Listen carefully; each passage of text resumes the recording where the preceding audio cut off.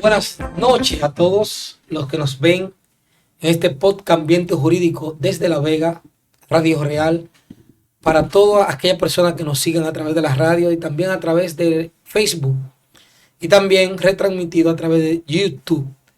Hoy nos honra una persona de mucha trayectoria, un emblema en lo que tiene que ver el derecho en la sociedad vegana.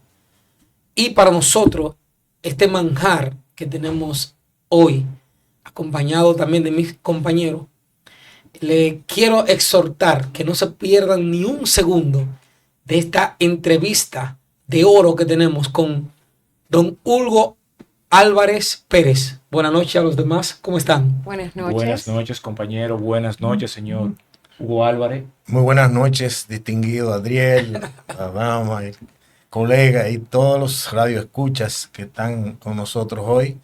Pues para mí es un gran honor estar aquí con ustedes hoy, compartir este momento.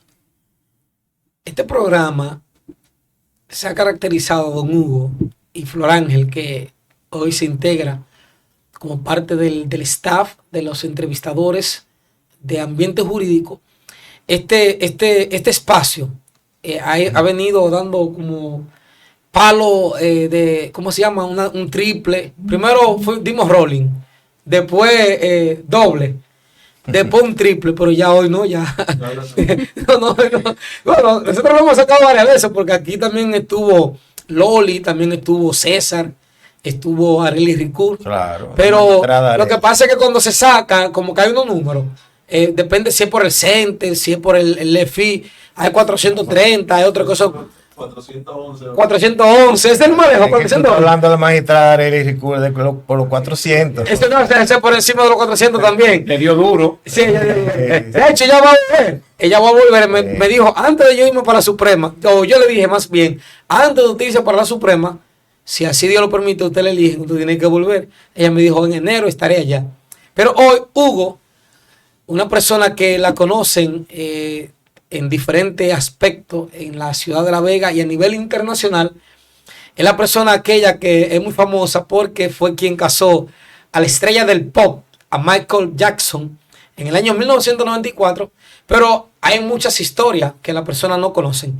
Y hoy nosotros queremos destacar esos detalles que las personas no conocen de la vida de Hugo Álvarez, y para eso hicimos esa invitación especial para que nos acompañe en sus historias. Y la primera pregunta que surge es, don Hugo, usted viene de una familia de abogados donde su abuelo, su papá, su bisabuelo fueron abogados.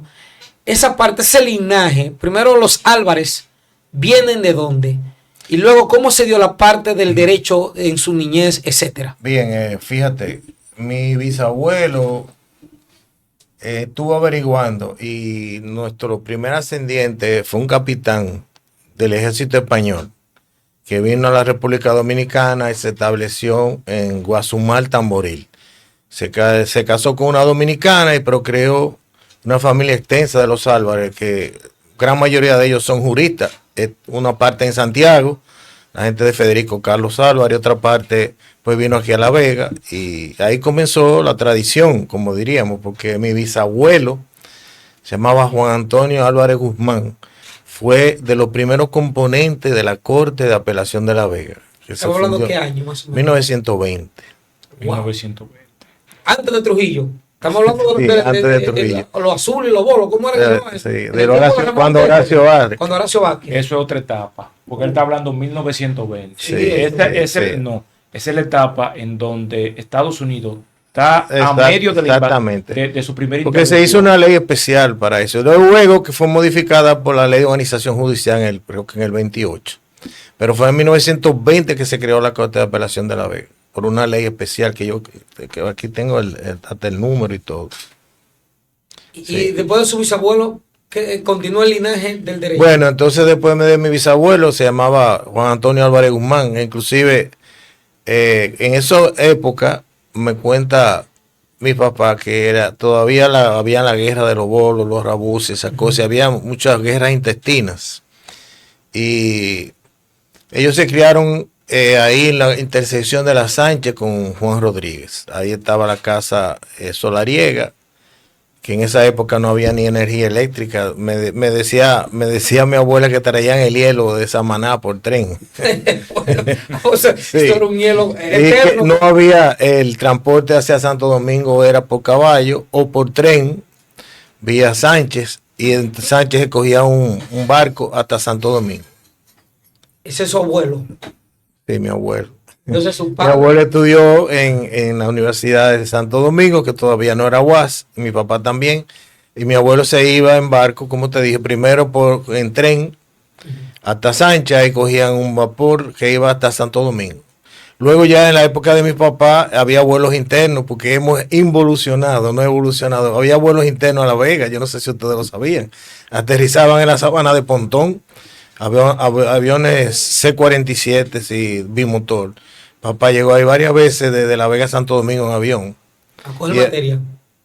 Sí, no, porque papá estudió en la Universidad de Santo Domingo también. Ok. Que era la única en ese entonces. Santo Tomás de Aquino se llamaba. Entonces, hablemos de su infancia. O sea, ¿a qué usted se dedicó en su etapa de infancia? ¿Qué deporte practicó? ¿Si perteneció a algún grupo? ¿Perteneció a un grupo social o juvenil de aquella época? O sea, ¿qué le motivó específicamente a inclinarse al mundo del derecho, donde estudió sus primeros años? Sí.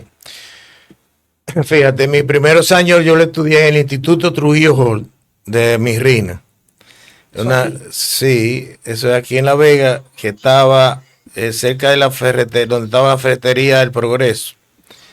Luego pasé al Colegio Agustiniano y pasé todo en la primaria y secundaria la hice en el Colegio Agustiniano. Y me gradué en el año 1970.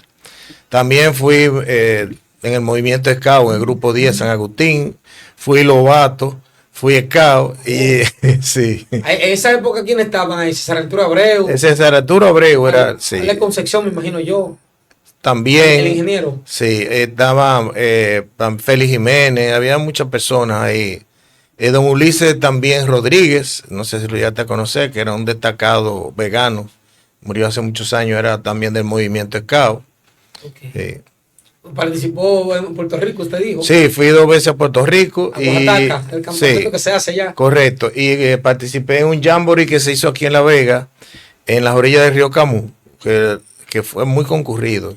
El movimiento Scout, que venía, aunque no se aunque tenemos que traer aquí una persona de Scout, líder Scout, que es abogado, porque casi todo el que fue Boy Scout es una persona íntegra y que no anda haciendo daño y es profesional. No sé qué pasó ahí, pero el movimiento tiene sus resultados. Las enseñanzas de Sir Baden Powell, que fue realmente el creador de los Scouts. BP. Sí, BP, el grupo 10 San Agustín, el juramento Scout, ¿te recuerdas? Bien, sí. Fíjate, crea una gran enseñanza a la juventud y sobre todo amar la naturaleza, el respeto a los mayores y también a fomentar las excursiones y paseos. Y ese amor por la naturaleza, nosotros íbamos a Charco Estrella, íbamos a la Loma de Guayguí, fuimos a varios sitios, a Jarabacoa, a través de la loma, y uno aprendió muchísimo en esos campamentos, también en las guardias que uno hacía.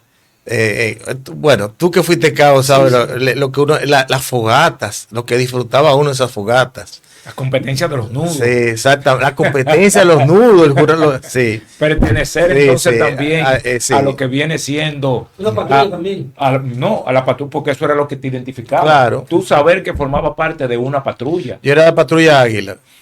Y que eso creaba un sí, correcto. Cada quien quería llegar bien uniformado, quería ser más habilidoso. Es una gran experiencia. Ojalá la juventud ahora se entusiasmara y fueran Scout, de Lobato pasar a Scout, luego a Robert, eso fue una buena experiencia. Pero en su niñez, no sé si Florángel también tiene alguna pregunta de su niñez. Sí. Bueno, considerando que su familia completa se inclinó a la abogacía, ¿qué lo motivó a usted a inclinarse también? Porque vemos en la actualidad que a pesar de que en la familia gran parte de ellos se dedican a una cosa, algunos se inclinan ya sea por ser doctores o cualquier otra cosa, pero En la misma familia de mi padre, que estaba compuesta por Francisco José Álvarez Almanzar, que era mi abuelo, y Angelina Valencia, por cierto, que era bisnieta de Manuel María Valencia, que fue uno de los creadores de la Constitución de 1844. Fue el que presidió la Asamblea Constituyente. ¿Ese era qué usted? El bisabuelo. El bisabuelo. Sí. 1844. Estamos hablando El bisabuelo de mi abuelo. No, al inicio de la República. el Exactamente. bisabuelo de su bisabuelo. Claro. No, el bisabuelo de mi bisabuelo. abuela, porque ella El bisabuelo de su abuelo. es mi abuela. De su Era- abuela. Sí, Estuvo Angelina. en la Constitución de la Él República. fue el que presidió la Asamblea Constituyente, Manuel María En Valencia. 1844. En San Cristóbal. Sí, Él se estaba con Duarte y con ella ahí, y cenaban y comían y bebían chocolate caliente. sí. Ah, pero una cosa, bueno. Entonces, para darte la respuesta, pues, en mi familia también hay muchos médicos. Varios hermanos de mi papá, que eran tíos míos, fueron médicos. Y sin embargo, teníamos una inclinación natural al derecho, porque si tú te querías entre abogados, mi tío Rubén era abogado y papá, entonces teníamos parientes abogados también. En Santiago estaban los Álvarez, que también eran abogados. Entonces, esa inclinación natural, pues me llegó. Y realmente a mí me apasiona mucho el derecho, me encanta, me fascina el derecho. ¿Qué le encanta del derecho? ¿Qué le apasiona del derecho? Bueno, yo me inclino más al derecho internacional público y privado. Me encanta el derecho internacional público. Y claro, pero en el aspecto en el patio, ya me gusta el derecho civil y legislación de tierra. He hecho 3 maestrías, la última fue ¿cómo se llama? Derecho administrativo y regulación económica fue la última, la terminé cuando estuve viviendo en la capital, pero hice legislación de tierra y procedimiento civil. Pero hay una cosa que se quedó cuando Flor Ángel De la niñez. la niña, sí, porque usted vivía con su papá y su mamá, o Sí. también estaban los abuelos, era No, lleno de libros, la perla. No, era no, con libros, nosotros ¿cómo era? vivíamos en la José Horacio Rodríguez, donde está el restaurante Shaquila ahora, pero Frente al Country Club. sí. Mis abuelos vivían en el frente y mi tío Rubén vivía al lado, éramos todos por ahí, el vecindario. Daban pela cuando eso. De un- Oh, pero ven acá, yo tengo todavía señas de mi mamá. La pela de aquella época. No, llevaba barra. mira, mamá era española. Ajá. Entonces los españoles son personas muy fuertes.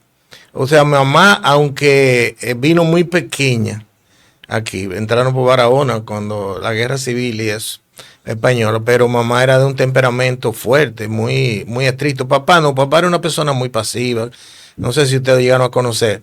Pero esta seña que yo tengo aquí fue cuando yo cumplí los 18 años que yo exigí que me dieran la llave de la casa. Yo tenía ya un pequeño automóvil, un auto Bianchi.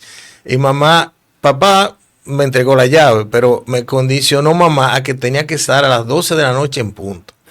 Entonces un día, Pues ya fue flexible, si eran las 12 de la noche. Sí. En esa Le época. dieron. en esa época no había asalto, ni robo, ni había problemas. Todo era tampoco. sano. Eso era sano, ni había droga, nada. Uno se tomaba su traguito y a veces, de vez en cuando, mira, lo malo que uno llegaba era que a veces pisaba un cabaret, porque en esa época había muchos cabarets. Que yo llegué ahí con amigos y recuerdo que un amigo de papá nos encontró y nos sacó y nos dio una pela. Era así en esa época, pero recordando lo del incidente, pues yo estaba con unos amigos y estábamos en el Parque Duarte. ¿Usted te recuerda que los domingos habían retreta y todas esas cosas? Y salíamos y de ahí nos fuimos al Royal Palace, nos tomamos unas cuantas cervezas y después nos dio la 1 de la mañana. Entonces yo estaba asustado, pues yo sabía el temperamento de mi mamá. Pero los amigos míos me dijeron, no, hombre, ya doña Eunice debe estar durmiendo. Yo llego a mi casa, puse el carro era de cambio, en un carrito, lo puse en neutro, le di a la puerta para abrir la puerta automática y lo fui empujando el carro. Me quité hasta los zapatos en silencio absoluto. Me quité hasta los zapatos y cuando abrí la puerta, que ya yo estoy dentro, yo dije, ya me salvé. sentí un golpe tremendo. Dios mío. Que me De dio repente. mamá con un suape, me dio. Y me causó una pequeña herida de tuvieron que traer aquí al centro médico. Fue fuerte. Sí, sí. Bueno, en su trayectoria en la abogacía, cuando en sus inicios se empezó, ¿qué fue aquello que lo marcó como abogado? Bueno, eran otros tiempos. Había un respeto. Yo recuerdo que tuve un caso emblemático. Fue de una persona de aquí de La Vega que tenía una deuda con el Banco de Reserva y le estaban haciendo un procedimiento de ejecución forzosa. Y vino un abogado de la capital, que por cierto era muy amigo de mi padre. Era un señor muy conocido y era un tremendo jurista, incidentalista. Entonces, yo investigué, como acucioso al fin, la propiedad tenía un problema, que la dividió lo que era la autopista Duarte, que hoy es la Pedro Rivera. Y de aquel lado, entonces cuando hicieron la división, él hipotecó, el banco cometió un error, hipotecó un lado donde no estaba el inmueble, sino que estaba del otro lado. Entonces yo cuando vi eso, ¿qué yo iba a hacer? Pues a poder el tribunal de tierra una litis, ¿verdad? Y solicité el sobreseimiento del embargo hasta que se conociera la litis, porque lo que tenía el banco no era lo que estaba en el título, ¿entiendes? No fue Entonces tampoco recuerdo que ese señor se incomodó muchísimo. Y el juez era el magistrado Fantino Suriel. Estamos hablando del Palacio de Justicia Viejo. Entonces, cuando yo presento el incidente, que Fantino me lo acoge del sobreseimiento, él se molestó. Él era diabético, y lo sabe que los diabéticos, él parece que no se había desayunado, como vino de Santo Domingo. Y me dijo, de todo. hasta lo último que me dijo fue ratón de biblioteca. Entonces, yo me sentí, ¿tú entiendes? Que iba a perder la compostura, pero Fantino, que me conoce, somos amigos de toda la vida, me miró así como quien dice, ten cuidado, tú. Pero el mismo tribunal. Sí, el tribunal. En la audiencia. En la audiencia, claro. Entonces, él me hizo así, y ya yo sabía lo que estaba diciendo. No, magistrado, yo no se preocupe, que yo solamente le voy a decir al colega algo. Entonces yo le dije, no, los epítetos que me ha dicho el colega, yo no le voy a dar importancia, porque mi padre me ha enseñado a respetar la edad senil. Entonces, ese fue el fundazo que yo le tiré. Es más fuerte el golpe. Eso lo recuerdo de ¿Y esa ¿Dónde usted estudió? Cuando terminó el bachiller, ¿dónde usted se formó como abogado? en Pucamaima. Me gradué en el año 1975. Y entonces ahí sigue haciendo maestría. Hice una ahí, hice dos en Pucamaima y una en La Guapa con nuestro querido y muy recordado hermano Miguel Eladio. Ah. ¿Cómo era que le decían el apodo? El tío. El tío. Era como un hermano para mí. Bien, entonces de ahí siguió fluyendo. Entonces, pero hay una parte, porque su papá fue abogado, su abuelo fue abogado, Y mi bisabuelo. y su abuelo y su bisabuelo también. Sí. Entonces, cuando usted se gradúa, no es como uno, por ejemplo, yo tuve la dicha, y hay que reconocer a ese señor que yo me gradué, y antes de graduarme ya yo estaba con Juan Carlos allá. Sí. Él mismo fue el abogado al que usted pertenece, pero no todos los abogados se gradúan y tienen la bendición que usted tuvo. No, mira. Porque usted graduó, no se diga con esa parte. Mira qué Él pasa. estudió y practicó. No, yo antes de graduarme, ya yo estaba. Nosotros teníamos el bufete antes en la Sánchez 62, que todavía el edificio de nosotros está ahí, está la placa donde se fundó el bufete. Eso es cerca donde. Eso es en la Juan Rodríguez, en la Sánchez esquina Juan Rodríguez, ahí frente a la Ver, a la Ver, y ahí está Edenorte y esas cosas. Ese bufete tiene actualmente más de 100 años, 113 años. Antes de llegar a la imprenta. Al lado de la imprenta. Bueno, Sí. parte de la imprenta la tiene alquilado parte del edificio. Okay. Tiene 100 y pico de años. Entonces, pero su papá era juez ahí. Ya usted No, era mi abogado. papá, mira, mi bisabuelo fue juez de la Corte de Apelación. Sí. Cuando el presidente era don Cibaló, déjame ver, recuerdo el apellido, Roca. Don Cibaló Roca era el presidente. Mi abuelo era uno de los 5 jueces, eran 5 jueces, era uno de ellos. Luego, eso es mi bisabuelo. Mi abuelo fue presidente de la Corte de Apelación. Y luego papá fue procurador general de la Corte. Yo fui procurador fiscal. Yo estaba prácticamente recién graduado. Don Salvador Jorge Blanco, que en paz esté, fue mi profesor en Pucamaima. José Gómez había sido fiscal primero y lo iban a ascender a procurador. Después pasó algo así, un incidente y no sé qué pasó, pero él me mandó a decir que quería que yo fuera el fiscal de La Vega. Y En eso, ¿qué años? ¿80 y cuánto? tú sabes que uno va perdiendo la memoria con los años. ¿Qué dijo Guzmán?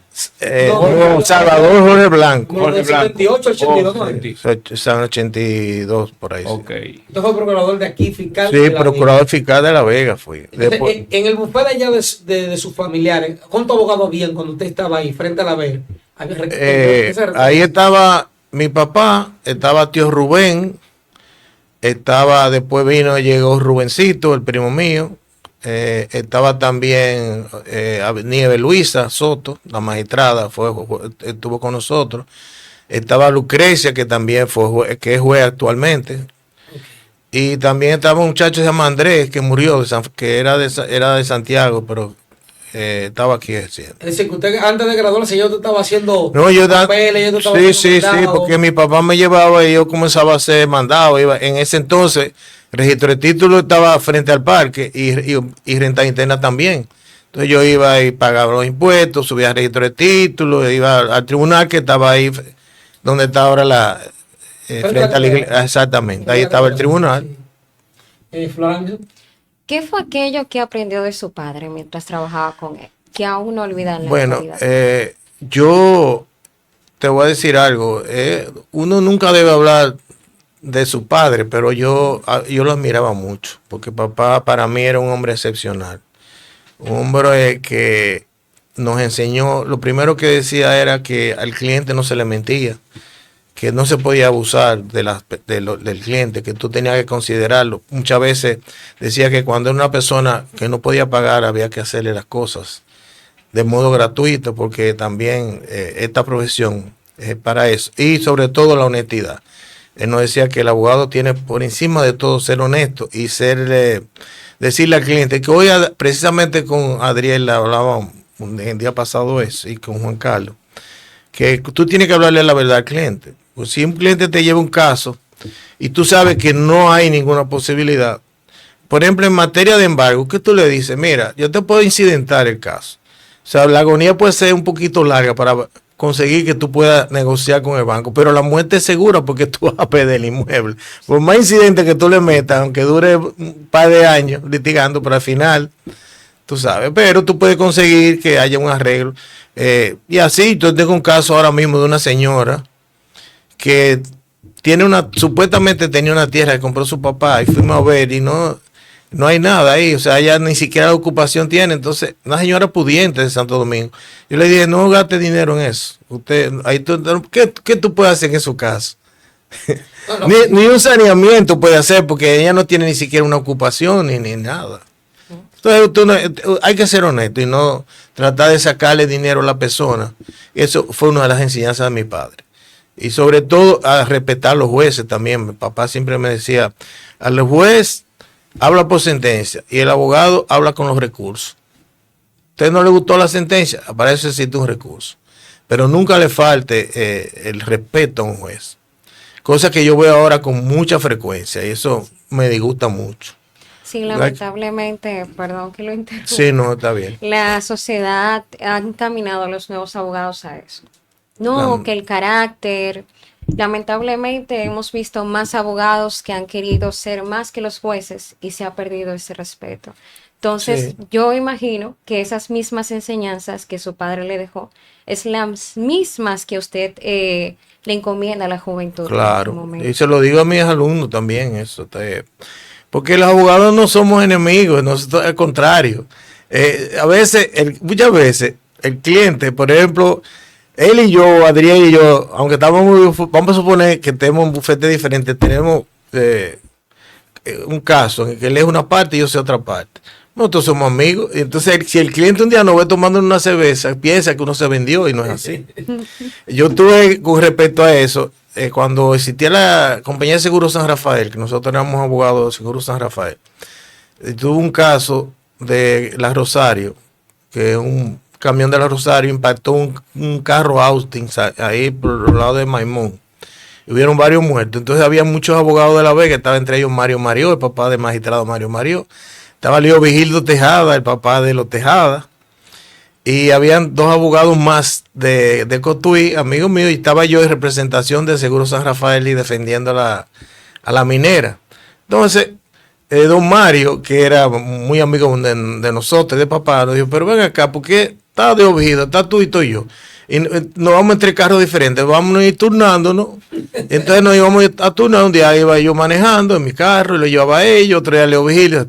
Y después había un abogado que es muy amigo mío, que era presidente de ITECO en Cotuí.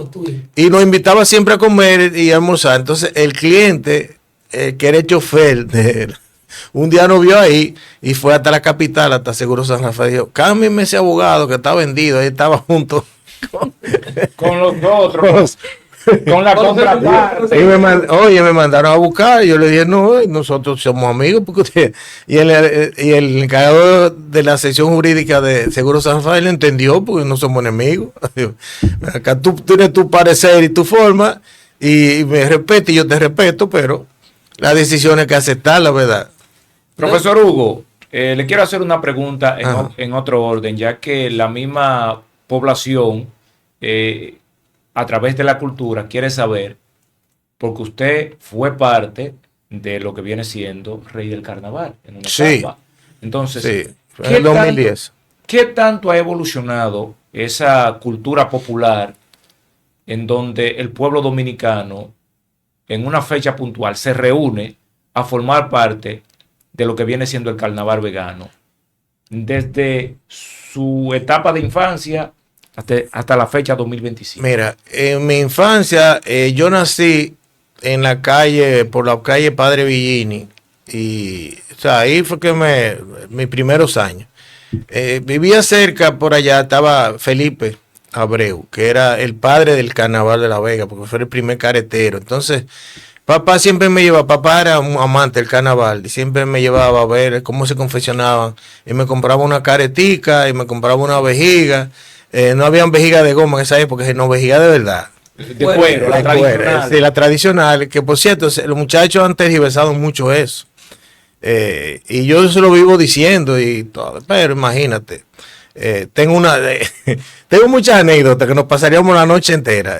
Una de esas anécdotas es que en uno de los desfiles que fuimos a Nueva York, le dije a los muchachos, no den vejiga, que aquí no se puede dar vejiga. Y le expliqué el por qué. Pero tú sabes cómo los muchachos se beben 2 tragos y comenzaron a dar vejiga. Y le dieron precisamente a la novia de un tipo que era karateca. Ay, Dios. Entonces, la consecuencia la sabemos. como todos estaban vestidos igual.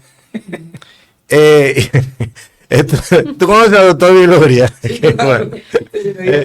El karateca, como no sabía cuál fue que le dio, saltó y tiró una patada que yo sentí que como a mí fue que se me pegó, como un camión que yo pensé que había sido un camión que me había atropellado. Y quien me rescató fue el doctor Viloria, tuve que quitarme. Eso fue algo increíble. Wow. Pero usted tiene muchas anécdotas. ¿Y qué le ha parecido también la parte cultural? Pero con respecto a la pregunta que me hacía el colega, pues el Carnaval de La Vega ha evolucionado muchísimo. Está bastante organizado. Y aquí viene, ahora mismo el principal evento que tiene La Vega. Por eso nosotros, hubo un grupo de veganos que amamos el carnaval, que luchamos y logramos formar el Museo del Carnaval, que hay 5 museos en el mundo. En América Latina hay solamente 2, uno está en Colombia, otro en Brasil y el de La Vega. Entonces para nosotros es un orgullo y la gente viene aquí y ve ese museo, mira, y tú no te imaginas lo que tenemos, lo que nos ha costado y lo que nos cuesta mantener ese museo. como se mencionó desde un principio, usted fue quien casó a Michael Jackson, ¿cierto? Sí. Me surgen muchas preguntas a la vez en cuanto a este tema, pero yo quisiera saber principalmente cómo Michael Jackson lo contactó. ¿Qué le dijo? Él no fue él directamente, fue un abogado. Yo tengo un primo hermano que es abogado y vive en Miami. Él es abogado, se hizo abogado allá. Entonces él tenía unos amigos un día, yo estoy en Miami y hay otro abogado, y estamos hablando y hablamos de los divorcios al vapor en la República Dominicana.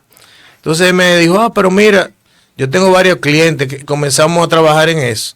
Entonces él venía y me traía personas, hacíamos los divorcios en San Cristóbal, después hicimos un par en La Vega, pero en La Vega como que nos resultaba difícil porque había, para depositar los dólares, había que depositar unos dólares, etcétera. Bien, entonces, cuando me nombran oficial del Estado Civil, él viene y me llama y me contacta y yo le digo que ya yo no puedo hacer divorcio porque yo soy oficial del Estado Civil. Le explico lo que es eso, porque allá no se conoce como oficial del Estado Civil, sino allá se le dice county clerk. Eso es el término que ellos utilizan. Yo le explico en qué consiste. Nada, pues está bien, mandé otro abogado de la oficina de nosotros que lo acompañara, se hizo el divorcio. Luego él me llama, me dice, ven acá, tú me dijiste que casaba personas. Yo sí. Dice, yo tengo un cliente que es una persona, pero no te puedo decir quién es. Tú tienes que venir a Miami y ir conmigo a Los Ángeles para yo explicarte. Yo dije, si tú me pagas el pasaje y los gastos, yo voy. Entonces yo fui a Miami, fuimos a Los Ángeles. Y ahí entonces, ahí fue que contactamos la señora que era la manager de él y nos dijo quién era la persona. Ahí hablamos de muchísimas cosas, un contrato prenupcial. Hablamos muchísimo, 2 días hablando de eso, porque ellos querían hacer un contrato prenupcial, pero aquí no es posible hacer eso, porque el contrato prenupcial es una serie de condiciones que si se divorcia tienen que darle tantos millones, que yo recuerdo que lo leí, yo sé inglés, que tenía que hacer 2 películas con él, que tenía que cantar 2 canciones con él. Ese era Lisa Marie. Entonces yo le dije que eso no se podía en la República Dominicana porque un contrato prenupcial es un contrato. Yo le dije, ustedes lo pueden hacer, será válido en Estados Unidos, pero no en República Dominicana. Después hubo una serie de exigencias y duramos 6 meses en ese lleve y trae. Me hicieron firmar o querían que yo firmara, yo tampoco lo firmé, un contrato de confidencialidad donde yo me comprometía a no divulgar nada, tenía sanciones pecuniarias. Entonces yo también le dije que en la República Dominicana los actos, la ley 6, en ese entonces no era la 423, sino era la ley 659 sobre actos del Estado Civil, dice que los actos del Estado Civil son públicos. Yo puedo saber, ir a procurar tu nacimiento, la tuya y la de él, y ustedes la mía, y así sucesivamente, porque son públicos. Y que por tanto yo no podía comprometerme a guardar una cosa que si alguien lo descubría, porque los libros son públicos, yo no podía frenar eso como tal. Que así fue que se descubrió con el tiempo. Pero este programa, don Hugo, usted sabe que las personas que vienen aquí tienen demasiada tela por donde cortar. Sí. Y nosotros vamos a entrar ahora en la segunda etapa.